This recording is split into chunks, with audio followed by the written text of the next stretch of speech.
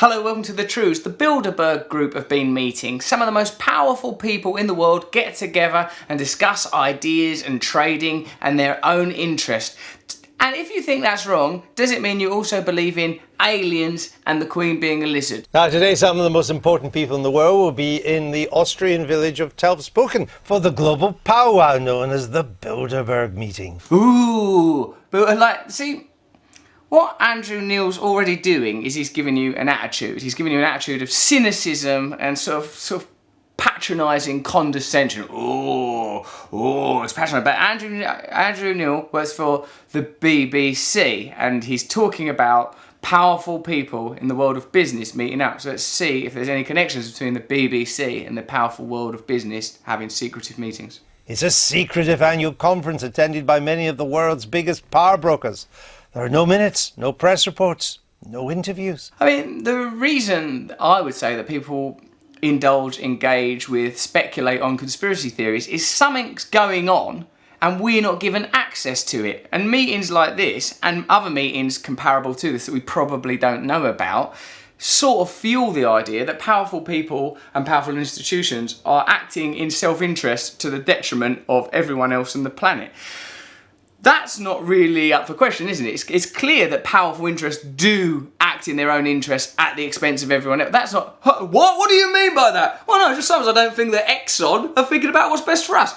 What? Exxon are trying their hardest to run a multi-billion-dollar oil business and all you do is moan. They're clearly in it for the money. Some see it as a sinister conspiracy to create a mysterious new world order, with one theory holding that it's run by a race of humanoids descended from lizards. Right, and this is a common tactic to ally sort of people like us at the Trews who are sort of questioning the powerful are kind of dragged down when sort of images like this, like, oh, there's a lizard or whatever. Now, I sort of like those people that are the more extreme end of what might be the motivations and reasons that the powerful do what they do. I'm sort of sympathetic, like, yeah, okay, I don't mind. But I try to keep my focus on, well, you can sort of see that the powerful are in charge and are acting entirely on self-interest to the detriment of the planet.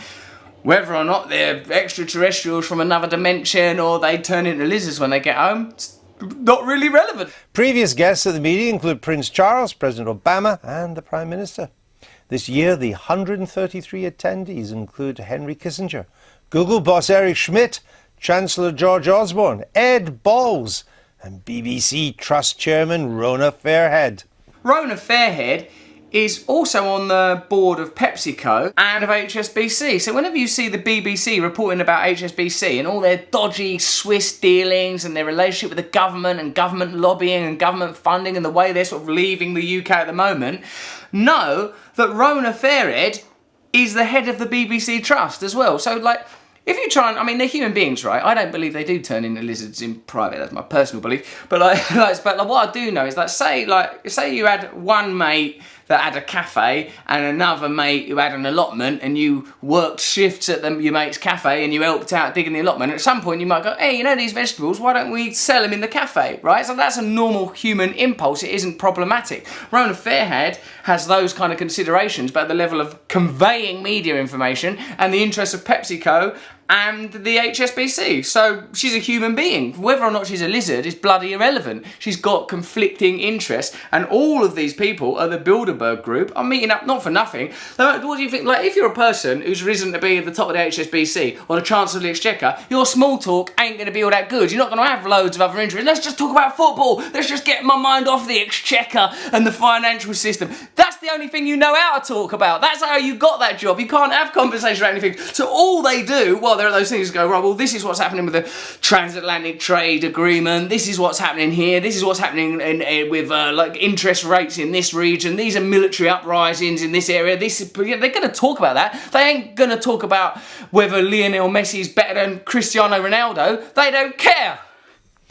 It's messy. It's a hotly contested question, as I found out last time I spoke about it.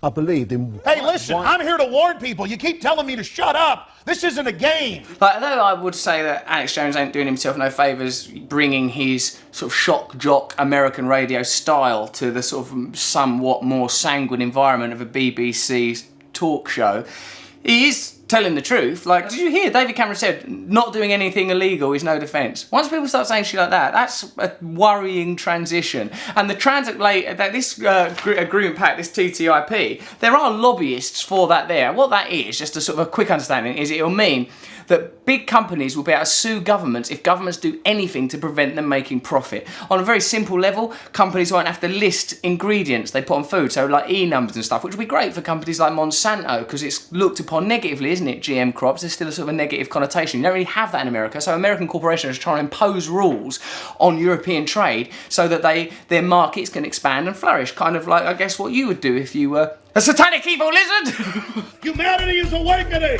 Infowars.com. No. What was that? The first mime, that I recognise, that's inside your brain is all muddled up and spiralling. But this bit seemed to be saying, floss your teeth. It's a very strange mime. It is true that the way they organise it, it kind of almost attracts conspiracy nuts. Absolutely, yeah. They're their own worst enemies to that. No, we're their worst enemies, ordinary people. Now, I'm sure they're not sort of going in there sticking on robes, worshipping owls, transitioning into lizards, although apparently that sort of stuff goes on. I don't know. But what is of more immediate concern is in attendance will be people from banks, airlines, technological, oil and arms industries. Previously, that's always been the case. Arms manufacturers have representatives within the Ministry of Defence and other British government agencies. That already happens at a more mundane, less obvious, less Bilderberg-y type of level. BAE Systems depend entirely on the patronage and funding of the government and civil servants. When millions of Arabs are in the midst of a life and death struggle for freedom, David Cameron toured the Middle East with arms traders. It's kind of just a reality you don't hear much about. What the Bilderberg meeting highlights is our need for and the total lack of transparency and accountability. You don't ever see David Cameron on the TV going, look, I'm going to the Middle East with these arms traders because Britain is dependent on the arms trade, so we've got to. And you might think it's unethical to, sell arms in a war-torn area that we have disrupted, but it's necessary for us. Because they know that on a human level we would eventually get to the point of like, well, we're not cool with that. Let's find other ways of getting people jobs.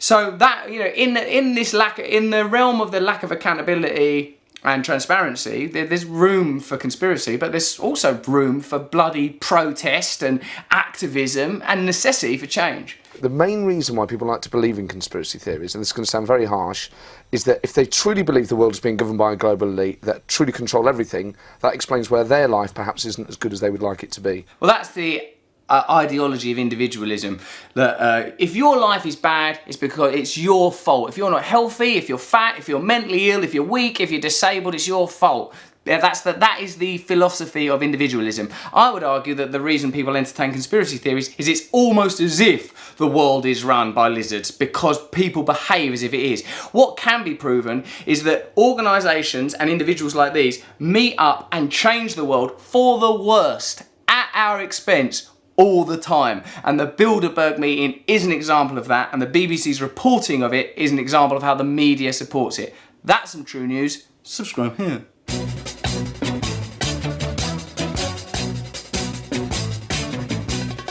Nose is a tool that is abused to fool you and to leave you scared and confused.